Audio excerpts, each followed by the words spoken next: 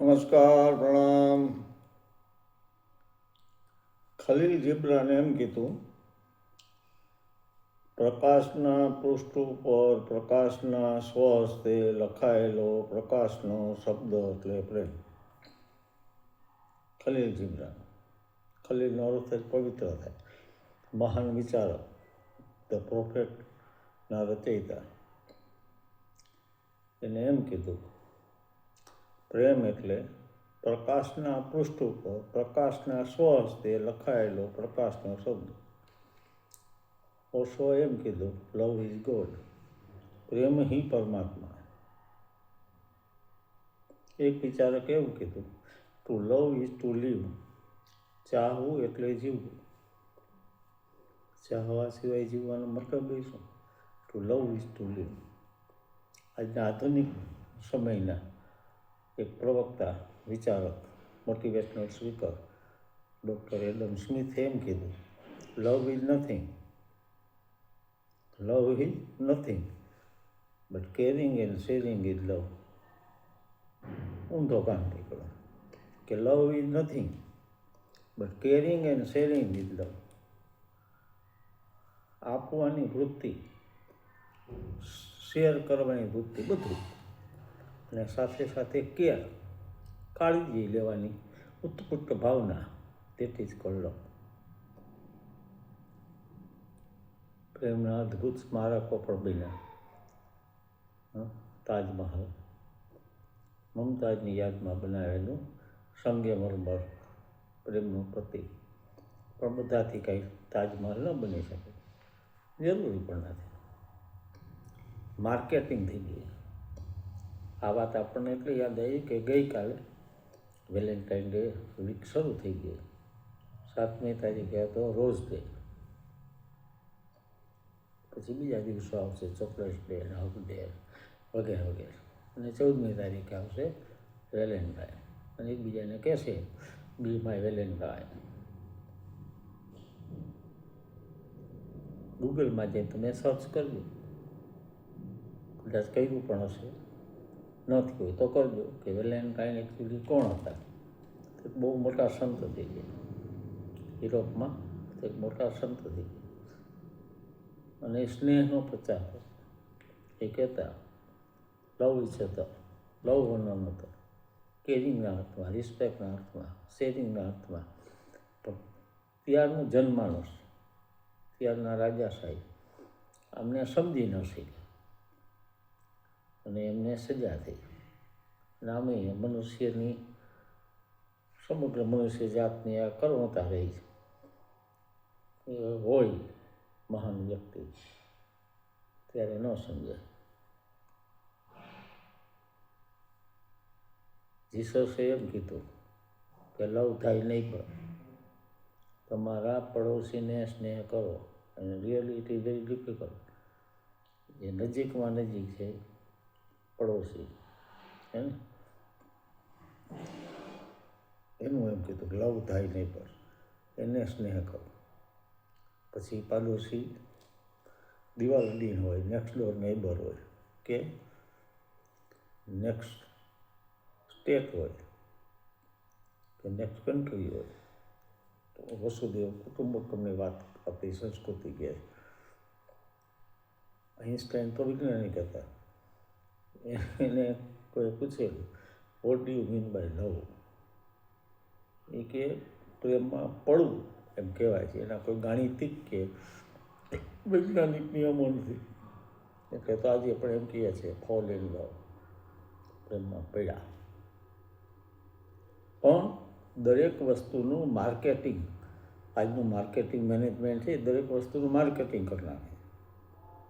ક્યારેય નહીં વેચાણા એટલા રોઝ ડે ગઈકાલે વેચાણા, કિંમત પણ વધી ગઈ.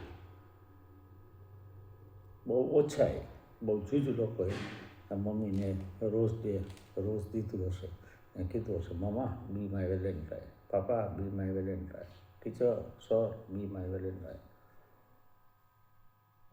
બધાને વેલેન્ટાઇન કહેવાય. યુવક અને યુવતીને જ વેલેન્ટાઇન કહી શકાય એવું નથી. આજે તો ગિફ્ટ, જુદા જુદા કાર્ડ્સ ન આપવું એમ નથી. આપી શકાય તમે આપો, ઠીક છે, પણ સાથે જો સ્નેહ ન હોય અને કાર્ડ્સ આપો કે ગિફ્ટ્સ આપો તો એનો કોઈ મતલબ નથી.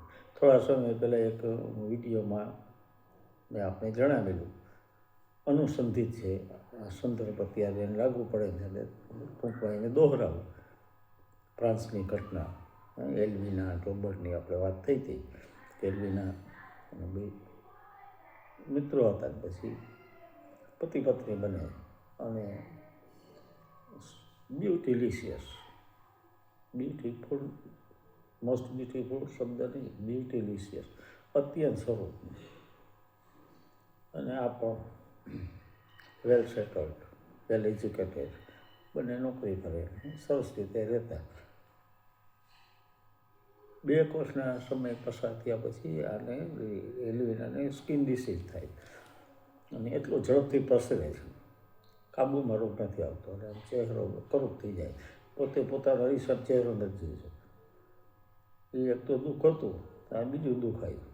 રોબર્ટે કીધું કે આંખમાં તકલીફ હતી, ડૉક્ટર મિત્ર પાસે ગયો અને એને કીધું હવે તું જોઈ નહીં શક, તારી આઈસાઇટ જતી રહી, યુ આર બ્લાઇન્ડ નાઉ,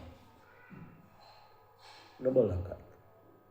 ઓલીએ કીધું કાંઈ વાંધો નહીં, હું તમારો ટેકો બની. નોકરી બધી છૂટી ગઈ, આર્થિક બધું હતું બરાબર, એ કાંઈ બહુ સવાલ નહોતો. ઓલી બહાર લઈ જાય, ઘરમાં દોરે, આ તે બધું. 3 વર્ષ પછી એનું નિધન થઈ ગયું એલ્વિના. ત્યારે જે બધા મિત્રો સ્નેહીઓ આવ્યા હતા એમાં એક મિત્રે આને કીધું, ખંભે હાથ મૂકીને, રોબર્ટ, કેવી કરુણતા તારા જીવન, તારો એકમાત્ર સહારો હતી કે જે તને દોરી જતી,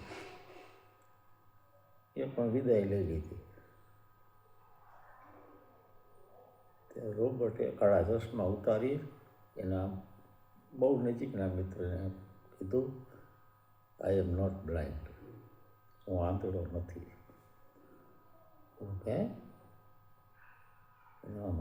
આશ્ચર્ય થયું કે શું વાત કરે, હું બધું દેખું છું, અંધાપો મને આવ્યો જ નહીં. તમારા ડૉક્ટર મિત્ર દ્વારા મેં કેવરાયું એટલા માટે કે એની ક્રૂરતા પોતે નહોતી જોઈ શકતી, તો એને પછી એવું ફીલ થાય કે મારા હસબન્ડને મારો ક્રૂર ચહેરો જોઈ કેવું થતું, મેં આ કહ્યું કે દેખાતું નથી. આશ્ચર્યજનક થઈ ગયું. હમણાં જ બનેલી ઘટના, તેથી જ કોલ લવ, આપવાની વૃત્તિ થઈ, બીજો સુખી થાય એના માટે, અને દીધા પછી એનો અહેસાસ પણ ન કરે. બસ, તો આપ સૌને વસંતના વધામણા, વાસંતી દિવસો, પછી વેલેન્ટાઇન વીક, તો આપને બધાને શુભેચ્છાઓ. આપનો હૃદય સ્નેહસભર બને, એકબીજાને માન આપો, ચાહો, કેર કરો, પોતાની વાત શેર કરો. એવી વ્યક્તિ 2-5 હોવી જોઈએ કે જેના ખભે કમસે કમ એક વ્યક્તિ તો એ હોય કે જેના ખભે માથું મૂકીને આપણે બધું કહી શકીએ, બધું જ આપણી વેદના ઠાલવી શકીએ, હર્ષ, વેદના, દુઃખ, જોય, જે કાંઈ આપણા જીવનમાં બને, વી કેન સે એનીથિંગ. એવું કોઈ 1-2 હોય. એક વિદ્વાને એમ કીધું છે કે મને તમારા 5 મિત્રોની વિગત આપો, હું કહી દઈશ તમે કહેવાય, મારે તમારા વિશે જાણવું હે. તો મિત્ર પ્રેમ, દીકરીનો પ્રેમ, બહેનનો પ્રેમ, માતાનો પ્રેમ, પિતાનો પ્રેમ, પ્રેયસીનો પ્રેમ, 1000 પ્રકારે સ્નેહ છે. પ્રેમમય બનો, જીવનને ચાહતથી ભરપૂર કરો, એકબીજાને મદદ કરતા રહ્યો. શુભેચ્છાઓ, જય અરુણાચલ. મળીશું વળી પાછા કોઈ બીજા વિષય સાથે. પ્રણામ, હેવ એ નાઇસ ડે.